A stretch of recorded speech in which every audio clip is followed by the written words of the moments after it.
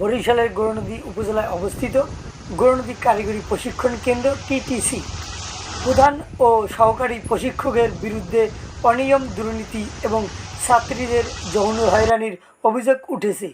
বিদেশগামীদের কাছ থেকে প্রশিক্ষণের নামে টাকা আদায় এবং একাধিক ছাত্রীর অভিযোগ সহকারী শিক্ষক আব্দুর রহমানের নামে। দুজন স্যার আছে, একজন আব্দুর রহমান স্যার। আমরা এসে শুরু থেকে ওনার সম্বন্ধে অনেক কুপ্রস্তাব শুনতে পাচ্ছি। আমি হচ্ছি প্রিয়া, পঞ্চম ব্যাচের সিভিল ব্যাচের পঞ্চম ব্যাচের স্টুডেন্ট। আমার সাথে আমার ফ্রেন্ডরাও আছে। তো এই কারিগরি শিক্ষা প্রতিষ্ঠানে আমাদের দুইজন টিচার আছে আমাদের ক্লাসে। একজনের নাম হচ্ছে সোহান স্যার, আব্দুর রহমান। উনি বিভিন্ন আমাদের ক্লাসের বিভিন্ন স্টুডেন্টদের খারাপ প্রস্তাব দিছে, আমাকেও দিছে। প্রিন্সিপালের কাছে জানানো হয়েছে, প্রমাণও দেখানো হয়েছে, কিন্তু উনি কোনো অ্যাকশন নেয় নাই, কোনো কিছুই বলে। আমি গৌরনদী কারিগরি প্রশিক্ষণ কেন্দ্রের পঞ্চম ব্যাচের একজন শিক্ষার্থী। তো আব্দুর রহমান, ওনার ডাকনাম সোহান, বিভিন্ন মেয়েদের সাথে সে কুকর্মে প্লাস প্রস্তাব দিয়ে থাকতো। একজন টিচারের কাছ থেকে এটা আশা করতে পারি না। এই বিষয়টা প্রিন্সিপালের কাছে জানানোর পরেও সে কোনো রকম কোনো পদক্ষেপ নেয় নাই। সে চেপে গেছে, বলছে যে তোমরা থামো, ঠিক হয়ে যাবে। আসসালামু আলাইকুম, আমি মোহাম্মদ হাসান হাওলাদার।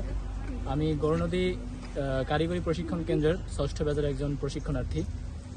আমাদের ক্লাসে দুইজন টিচার আছে। এর মধ্যে একজনের নাম হচ্ছে আব্দুর রহমান স্যার, তার ডাকনাম হচ্ছে সোহান। ওনার কাছে, উনি আমাদের শিক্ষক, আমরা ওনার কাছে এসেছি শেখার জন্য, কিন্তু সেইখানে আমরা ওনার কাছ থেকে ভুল শিখতেছি। আমাদের যে বিভিন্ন প্র্যাকটিক্যাল ক্লাস হয় কিংবা আমাদের থিওরিক্যাল ক্লাস হয়ে থাকে, সেখানে তিনি আমাদের বিভিন্ন বিষয় শিখায় ঠিকই, তবে সেটা সঠিক না, ভুল শিখায়। আব্দুর রহমান স্যার, তো আমি যখন গৌরনদী উঠি তখন দেখি স্যার বিভিন্ন সময় বিভিন্ন জায়গায় মেয়ে নিয়ে করতে চায়, এক এক সময় এক একজন। যেমন আমরা যখন বরিশাল ঘুরতে গেছি, তখন বেলস পার্কেও গেছি, তখন স্যারের সাথে দেখলাম একটা মেয়ে। তারপর আমরা গৌরনদী হোটেলে খেতে গেছি, সেদিনকে স্যারের সাথে গিয়ে একটি মেয়ে দেখছি আমরা।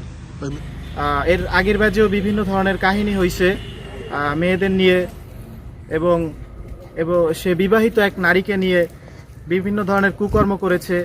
এগুলো প্রিন্সিপাল স্যারকে জানানোর পরে সে কোনো পদক্ষেপ নেয়নি, সে উল্টো তাকে আরো লেলিয়ে দিয়েছে এবং এই খারাপ পথে পরিচালনা করার জন্য প্রিন্সিপাল স্যারে দায়ী আমি মনে করি। রেজিস্ট্রেশনটা বাইরে থেকে করে আসবেন, আমরা সরকারি ফিজ হিসেবে ভর্তি নিব। এইটা অফিশিয়ালি কোনো রসিদ আমরা দেই না। আর আমার কথা কি যৌক্তিক কিনা? আপনারা 200 টাকার জায়গায় 300 টাকা নিতে পারেন, 500 টাকা নেওয়া কি খাটে?